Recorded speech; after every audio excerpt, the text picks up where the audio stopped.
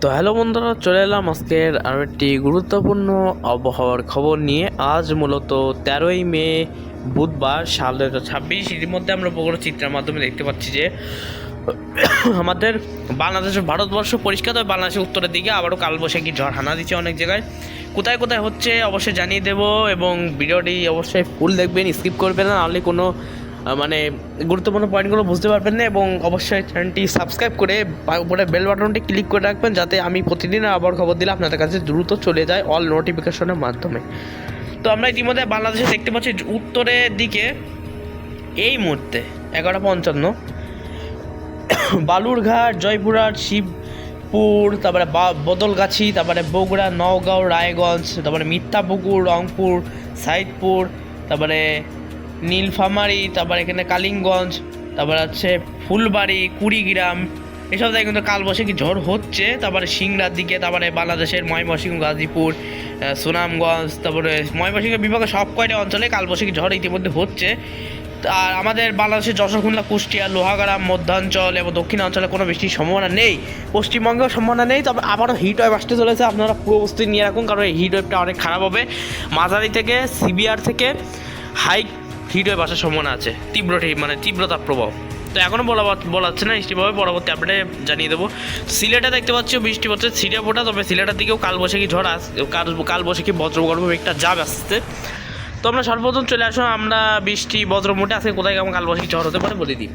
আজকে হতে পারে বাংলাদেশে কোথায় কোথায়, বাংলাদেশের পাবনা, টাঙ্গাইল, তারপরে হচ্ছে ঢাকার উত্তরে বগুড়া, নওগাঁও, রাজশাহী, মেহেরপুর, ঝিনাইদহ, তারপর পশ্চিমবঙ্গের তেহট্ট, তারপরে কৃষ্ণনগর, সালার, তারপরে হচ্ছে নদিয়া, বীরভূম, মুর্শিদাবাদ, বহরমপুর, মাল্লাপুর, দমকা, তারপর সাগর, দুলিয়ান, মালদা, দক্ষিণ দিনাজপুর, রায়গঞ্জ, এই সাথে কিন্তু কালবৈশাখী ঝড় হতে পারে।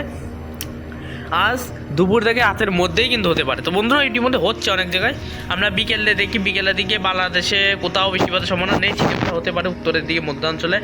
আবার পশ্চিমবঙ্গে মাঝারি থেকে হালকা বৃষ্টি হতে পারে বাঁকুড়া, পুরুলিয়া, তারপরে মেদিনীপুর, সাউথ 24 পরগনা, নর্থ 24 পরগনার দিকে, বসিরহাট, ক্যানিং, এসব জায়গায়, খড়গপুরের উত্তরে মেদিনীপুর, তারপর আছে কেন্দুয়াঘাট, তারপরে এইসব জায়গায় বিরিপাদ, এইসব জায়গায়। আমরা আগামী 14ই মে দেখতে পাচ্ছি উত্তরের দিকে আবার কালবৈশাখী ঝড় হতে পারে জয়পুরহাট, নয়নপুর, হাতীবান্ধা, তারপরে আছে গাইবান্ধা, তারপরে আছে ময়মনসিংহ, গাজীপুর, তারপরে আমরা দেখতে পাচ্ছি নিকলি, তারপরে নারায়ণগঞ্জ, এসব জায়গায়, ব্রাহ্মণবাড়ি, এসব জায়গায়, কিশোরগঞ্জ, এসব জায়গায় 14 তারিখে বৃষ্টি হওয়ার সম্ভাবনা আছে। শুধুমাত্র সিলেট উত্তরের সব জায়গায় বৃষ্টি হওয়ার সম্ভাবনা চান্স অনেকটাই আছে বন্ধুরা। তো সর্বোচ্চ সম্ভাবনা আছে 17ই মে আমরা দেখতে পাচ্ছি কোথায় কেমন বৃষ্টি হতে পারে। হ্যাঁ, 17ই মে আমরা দেখতে পাচ্ছি বাংলাদেশের ময়মনসিংহ, সালার, তারপরে হচ্ছে সুনামগঞ্জ, বাগমারা, সিলেট, কিশোরগঞ্জ, এসব জায়গায় কালবৈশাখী ঝড় হলেও হতে পারে, সম্ভাবনা আছে প্রপারলি। আমরা দেখতে পাচ্ছি ভারতের আলিপুরদুয়ার, বনগাঁও, তারপরে ডিব্রুগড়, গুয়াহাটি, এইসব জায়গা হবে। এ জায়গায় যে পুরোপুরি ছাড় দেবে, রুল আউট করা যাচ্ছে না এখনও। আমরা 18ই মে দেখছি, 19ই মে দেখছি উত্তরের দিকে বৃষ্টি হবে, 20ই মে দেখছি বৃষ্টিপাতের সম্ভাবনা আছে, 21শে মে বাংলাদেশের ভালো ভালো অঞ্চলে বৃষ্টি হওয়ার সম্ভাবনা আছে, তবে বৃষ্টিপাতের সম্ভাবনা আছে অনেকটাই।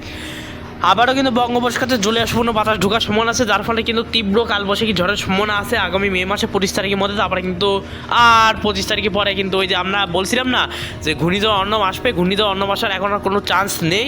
এবং নিম্নচাপ লঘুচাপ তো হবেই না, বলা যায় এখনও হবে না, প্রপারলি বলা যাচ্ছে না, কারণ আজকে 13ই মে কেবল। আগামী 20ই মে পর্যন্ত সময় থাকছে যে 100% 100% বলা যাবে কি যে লঘুচাপ, নিম্নচাপ বা ঘূর্ণিঝড় হবে কিনা। এবং সেই ঘূর্ণিঝড় লঘুচাপ থেকে বৃষ্টি কোথায় কোথায় হবে সেটা আগামী 20শে মের মধ্যে আমরা জানিয়ে দিতে পারবো। 24শে মে দেখতে পাচ্ছি বাংলাদেশের উত্তর, দক্ষিণ, উত্তর মধ্যাঞ্চলে তীব্র ভয়াবহ কালবৈশাখী ঝড় সহ বৃষ্টি হতে পারে। এবং আমরা চাঁদ রাতে দেখতে পাচ্ছি, চাঁদ রাত্রে বাংলাদেশের পশ্চিমবঙ্গের দুর্গাপুর, নদিয়া, বীরভূম, মুর্শিদাবাদ, বহরমপুর, মাল্লাপুর, পুদিনা, সাগর, দুলিয়ান, রায়গঞ্জ, বাংলাদেশের রাজশাহী, চুয়াডাঙ্গা, মেহেরপুর, নওগাঁও, বালুরঘাট, সেটাই তো কালবৈশাখী ঝড় আঘাত আনতে পারে। এবং রাত্রে 9টা বা 1টা দিয়ে আমরা দেখতে পাচ্ছি বাংলাদেশের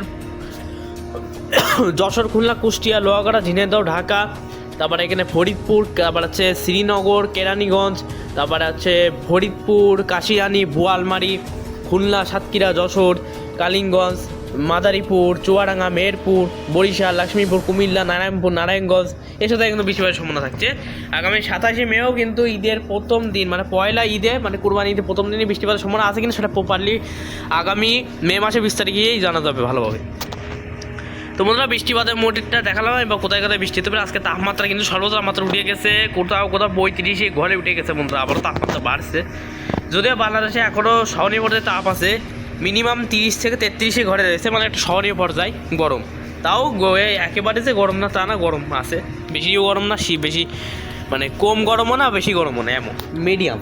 তো বাংলাদেশের রংপুর বিভাগের সব জায়গায় 28 ডিগ্রি সেলসিয়াস, জয়পুরহাটে 29, ময়মনসিংহ বিভাগের সব জায়গায় 30 থেকে 31 ডিগ্রি সেলসিয়াস, সিলেট বিভাগের সব জায়গায় 31 থেকে 32 ডিগ্রি সেলসিয়াস, ঢাকা বিভাগের সব জায়গায় 32 থেকে 33 ডিগ্রি সেলসিয়াস, খুলনা বিভাগের সব জায়গায় 33 থেকে 32 ডিগ্রি সেলসিয়াস, 32 থাকছে বরিশাল, বরগুনা, তারপরে কুমিল্লা সব জায়গায় 33 থেকে 34, লংগদু, রাঙামাটি, খাগড়াছড়ি, চট্টগ্রাম, বিলাইছড়ি, মানিকছড়ি এবং কক্সবাজার দিকে 29 থেকে 32 ডিগ্রি সেলসিয়াস করে তাপমাত্রা থাকার সম্ভাবনা রয়েছে।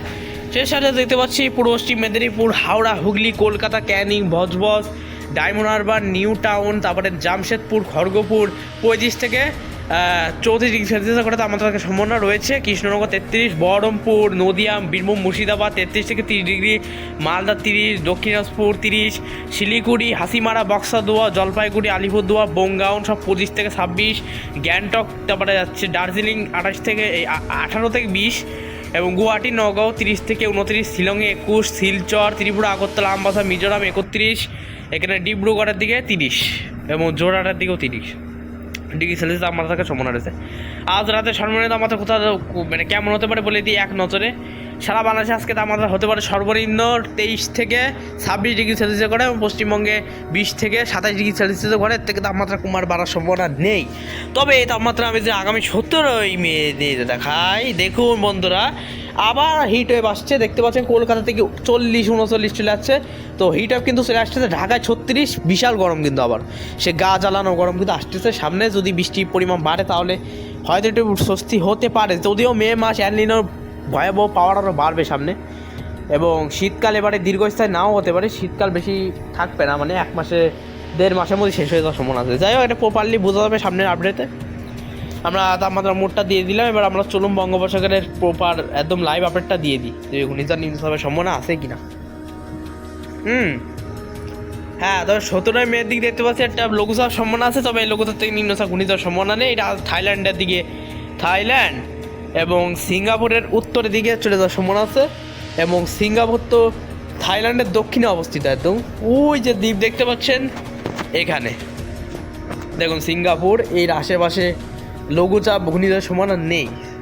তবে ব্যাংককের দিকে আবার বেশ কালবৈশাখী মানে বেশ লঘুচাপের সম্ভাবনা রয়েছে, থাইল্যান্ডের দিকে, মায়ানমার এবং বাংলাদেশ তো অনেক দূরে এবং অন্যান্য দেশগুলো আবহাওয়া সম্পর্কে বলে লাভ নেই, কারণ আমরা তো খালি বাংলাদেশ পশ্চিমবঙ্গের আবহাওয়ার খবর দেবো, তো অন্যান্য দেশের এখানে আলোচনা করে লাভ নেই। তবে ঘূর্ণিঝড়ের যে আলোচনা সেটা কিন্তু করতেই পারি, কোনো সমস্যা নেই।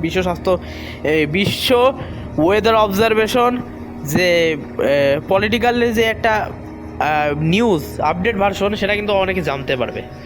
তো আমরা 19 মে 20 মে দেখতে পাচ্ছি লঘুচাপ বা নিম্নচাপের সম্ভাবনা নেই। আপনারা মাছ ধরার ট্রলার নিয়ে যেতে পারেন, সাগরে কোনো সমস্যা হবে না এবং সতর্ক সংকেত আসবে না ইনশাল্লাহ। তো ভিডিওটি সেখানে শেষ করলাম। জিএফএস মডেলের মাধ্যমে দেখাই দিই যে ঘূর্ণিঝড় হবে কিনা, চলুন লাইভে দেখাই দিই জিএফএস মডেল কি বলতে চাচ্ছে। জিএফএক্স মডেল আমরা দেখতে পাচ্ছি ইউরোপিয়ান মডেলটা আপাতত বলছে যে বঙ্গোপসাগরে ঘূর্ণিঝড়ের সম্ভাবনা এখনও পর্যন্ত দেখাচ্ছে না, লঘুচাপ হচ্ছে দেখুন, কিন্তু ঘূর্ণিঝড় নেই বন্ধুরা, ঠিক আছে। তো আতঙ্কিত হবেন না, পরবর্তী আপডেট জানিয়ে দেবো ইনশাল্লাহ। তো আপডেটটা এখানে শেষ করেছি, সবাই ভালো থাকবেন, সুস্থ থাকবেন এবং আপনারা কে কোন জেলা থেকে আবহাওয়ার খবর দেখছেন অবশ্যই কমেন্ট বক্সে লিখতে ভুলবেন না এবং অবশ্যই জানিয়ে দেবেন। তো সবাই ভালো থাকবেন, দয়া করে সুস্থ থাকবেন, টাটা।